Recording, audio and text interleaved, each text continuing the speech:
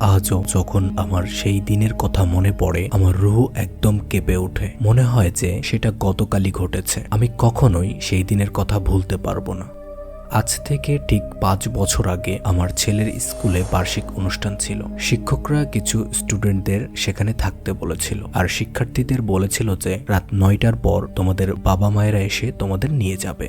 যখন আমি ঘড়ির দিকে তাকাই তখন দেখি যে রাত 9টা বেজে গিয়েছে। তাই আমি আমার ছেলেকে নিয়ে আসার জন্য স্কুলের উদ্দেশ্যে বেরিয়ে পড়ি।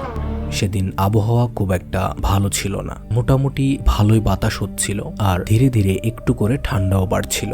রাস্তাঘাটে কোনো মানুষজন ছিল না। একটু পরেই দেখি ট্রাফিক লাইটে রেড সিগন্যাল দিয়েছে, তাই আমি সেখানে গাড়ি ব্রেক করি। আমি রেড সিগন্যালের বাতির দিকে দেখছিলাম, ঠিক তখনই আমার নজর অন্যদিকে ঘুরে যায় আর আমি একজন মহিলাকে দেখতে পাই। মহিলাটিকে দেখে আমার কেমন জানি ভয় করছিল। মহিলাটি কেমন জানি শুধু আমাকেই দেখছিল।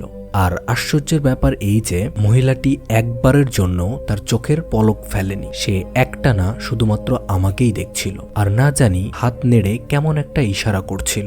উনার চোখ দেখে মনে হচ্ছিল যে উনি আমাকে কিছু একটা বলতে চান, কিন্তু আমি গাড়ি থেকে নামি না এবং তেমন একটা গুরুত্বও দেই না। উনার সাথে একটা বাচ্চা ছিল, হয়তোবা উনার ছেলে হতে পারে। ছেলেটি কেমন জানি একটা অদ্ভুত ধরনের মাস্ক পরেছিল আর ছেলেটিও উনার মতো করে হাত নেড়ে কি যেন একটা ইশারা করছিল। বাচ্চাটিকে দেখে মনে হচ্ছিল যে সে আমার কাছে সাহায্য চাইছে আর সে আমার কাছে আসতে চাচ্ছে, কিন্তু আমাকে তো আমার ছেলেকে নিতে যেতে হবে। তাই আমি সেখান থেকে চলে যেতে শুরু করি। আমি যতই সামনের দিকে এগোচ্ছিলাম ওরা দুইজন ঠিক ততই হাত নাড়াচ্ছিল। যাই হোক, আমি কিছুক্ষণ পর আমার ছেলের স্কুলে পৌঁছে যাই। তারপর আমি আমার ছেলের ক্লাস টিচারের সাথে দেখা করি। তারপর আমি ওনাকে বলি যে আমার ছেলেকে ডাক দিন আর বলুন যে তার বাবা তাকে নিতে এসেছে। তখন তিনি আমাকে বলেন যে আপনার ছেলে তো আপনার ওয়াইফের সাথেই বাসায় চলে গিয়েছে। এটা শুনে আমার রুহ অবধি কেঁপে ওঠে, কারণ আমার ওয়াইফ আমাদের ছেলেকে জন্ম দেওয়ার সময় মারা গিয়েছে। তাহলে সে এখন কিভাবে তার মায়ের সাথে যেতে পারে? এটা অসম্ভব। কিন্তু টিচারটি আমার সাথে কথা কাটাকাটি করে যাচ্ছিল। এখন আমি ওনাকে কিভাবে বোঝাই যে ওর কোনো মা নেই আর ও কিভাবে তার মায়ের সাথে যেতে পারে? এরপর টিচারটি আমাকে একটা চিঠি দিয়ে বলে যে এটি আপনার ওয়াইফ আপনার জন্য রেখে গিয়েছে।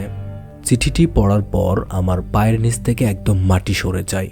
সেখানে লেখা ছিল যে এটা কখনো বলো না যে আমি তোমাকে গুড বাই বলার মতো কোনো সুযোগ দেইনি।